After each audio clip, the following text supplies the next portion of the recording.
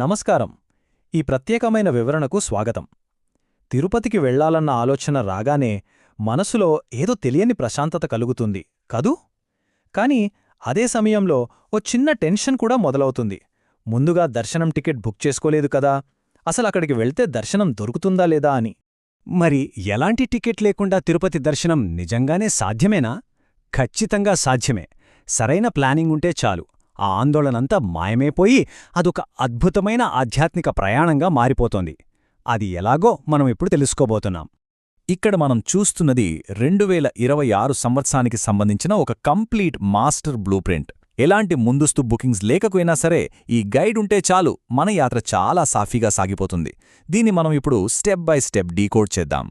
ఈ మొత్తం యాత్రలో మనం ప్రధానంగా 5 అడుగులు వేయబోతున్నాం. అవేంటంటే, ముందుగా ఉచిత దర్శన టోకెన్లు ఎలా సంపాదించాలి, తర్వాత గదులు, లాకర్లు ఎక్కడ వెతుక్కోవాలి, కొండపైకి వెళ్లడానికి ఏ మార్గం ఎంచుకోవాలి, పసిపిల్లలు ఉంటే దర్శనం ఎలా, చివరగా ఉచిత భోజన సమయాలు. ఇవే మన టాపిక్స్. సరే, ఇక ఏమాత్రం ఆలస్యం చేయకుండా మన మొదటి అడుగులోకి వెళ్ళిపోదాం. అదే ఉచిత దర్శన టోకెన్ల వేట. మనం బస్సులో వెళ్ళినా రైలులో వెళ్ళినా ముందుగా చేరుకునేది తిరుపతికే కదా. టోకెన్లెక్కడ దొరుకుతాయో ఒకసారి చూడండి. రైల్వే స్టేషన్ దగ్గరైతే విష్ణు నివాసం, బస్టాండ్ పక్కనే శ్రీనివాసం. ఇక అలిపిరి దగ్గరైతే భూదేవి కాంప్లెక్స్ ఉన్నాయి. ఈ భూదేవి కాంప్లెక్స్లో కాలిబాటన వెళ్లే భక్తులకు దివ్యదర్శనం టోకెన్లు కూడా ఇస్తారు. అయితే ఇక్కడ మనం గుర్తుపెట్టుకోవాల్సిన అసలైన మ్యాజిక్ టైం ఒకటుంది. అదే ఉదయం 5 గంటలు. అవును, ఈ 3 చోట్ల ఖచ్చితంగా ఉదయం 5 గంటలకే టోకెన్ల జారీ మొదలవుతుంది. కాబట్టి మనం కాస్త అలర్ట్గా ఉండాలన్నమాట. టోకెన్ అయితే దొరికేసింది. మరి నెక్స్ట్ ఏంటి? మన చేతిలో ఉన్న లగేజ్ భద్రపరుచుకోవాలి గదా. అందుకే మన రెండో అంశం గదులు, లాకర్ల వివరాలు. తిరుపతిలో ఆఫ్లైన్లో గది బుక్ చేసుకోవాలంటే అందరికీ గుర్తొచ్చేది సిఆర్ఓ ఆఫీస్. కానిక్కడ చిన్న కండిషన్ ఉందండి. ఈ ఆఫీస్ ఉదయం 6 గంటల నుంచి రాత్రి 10 గంటల వరకు మాత్రమే తెరిచి ఉంటుంది. సో గది కావాలనుకునేవాళ్లు ఖచ్చితంగా రాత్రి 10 గంటల లోపే అక్కడికి చేరుకునేలా పక్కాగా ప్లాన్ చేసుకోవాలి. ఒకవేళ మనకు గది దొరకలేదనుకోండి, టెన్షన్ పడకండి.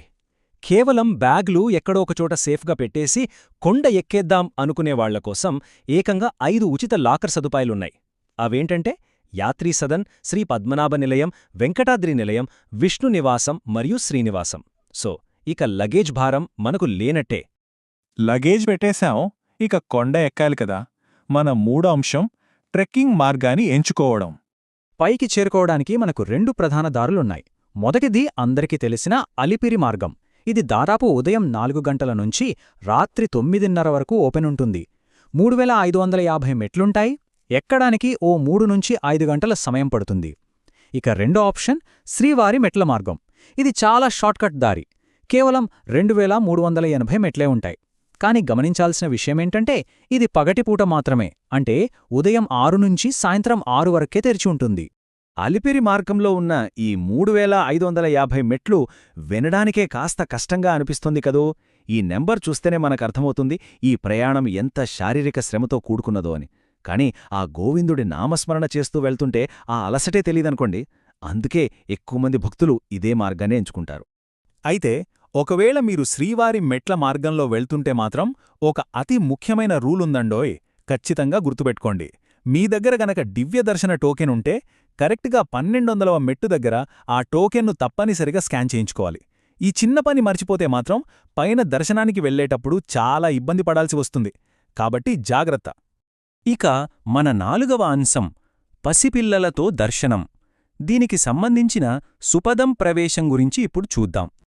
పసిపిల్లలతో వచ్చే కుటుంబాలు గంటల తరబడి క్యూలైన్లలో ఉండలేరు కదా. అందుకే వారికోసం ప్రతిరోజూ ఒక నిర్దిష్ట సమయంలో సుపదం దర్శనం కల్పిస్తారు.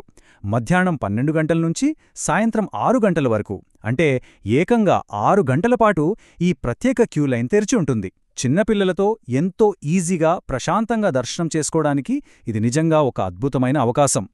అయితే ఆ గేట్ దగ్గరకు వెళ్ళాక చేతిలో డాక్యుమెంట్లు లేవని వెనక్కి తిరిగి వచ్చే పరిస్థితి మాత్రం తెచ్చుకోకండి. ఖచ్చితంగా ఒక చెక్లిస్ట్ ఫాలో అవ్వండి.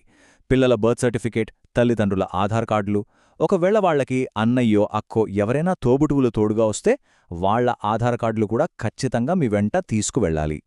సరే, దర్శనం అయిపోయింది. కడుపులో ఎలకలు పరిగెడుతుంటాయి కదా, అందుకే మన 5వ చివరి అంశం ఉచిత భోజన సమయాలు. ప్రయాణంలో అలసిపోయిన భక్తుల ఆకలి తీర్చడానికి మనకు శ్రీ తరిగొండ వెంగమాంబ నిత్య అన్నదాన కేంద్రం ఉంది కదా. వాళ్ల టైమింగ్స్ బట్టి మన ప్లాన్ వేసుకుంటే సరిపోతుంది.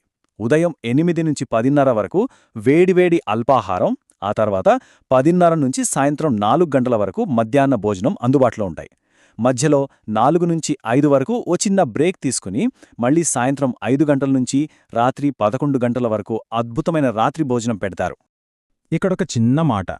ఇప్పుడు మనం మాట్లాడుకున్న ఈ సమాచారమంతా 2026 మార్గదర్శకాల ప్రకారం తీసుకున్నదే. కాని రూల్స్ ఎప్పుడైనా మారొచ్చు కదా. కాబట్టి మనం ప్రయాణం మొదలుపెట్టే ముందు ఖచ్చితంగా ఒకసారి అధికారిక వెబ్సైట్ చూసి తాజా సమాచారాన్ని నిర్ధారించుకోవడం ఎప్పుడూ ఉత్తమం. ముగింపుగా ఒక్కసారి ఆలోచించండి. మన చేతిలో ఇంత స్పష్టమైన బ్లూప్రింట్ ఉన్నప్పుడు టికెట్ లేని ఈ యాత్ర ఒక కష్టమైన పనా? అస్సలు కాదు. ఇది ఖచ్చితంగా ఒక అద్భుతమైన ఆధ్యాత్మిక సాహసం. ఉచిత దర్శనానికి కావాల్సింది ఆందోళన కాదు, సరైన సన్నాహాలు, కరెక్ట్ ఇన్ఫర్మేషన్ మాత్రమే. ఈ వివరణ మీ ఆధ్యాత్మిక ప్రయాణానికి ఎంతో కొంత సాయపడుతుందని ఆశిస్తున్నాం. మళ్ళీ మరో ఆసక్తికరమైన అంశంతో కలుద్దాం. నమస్కారం.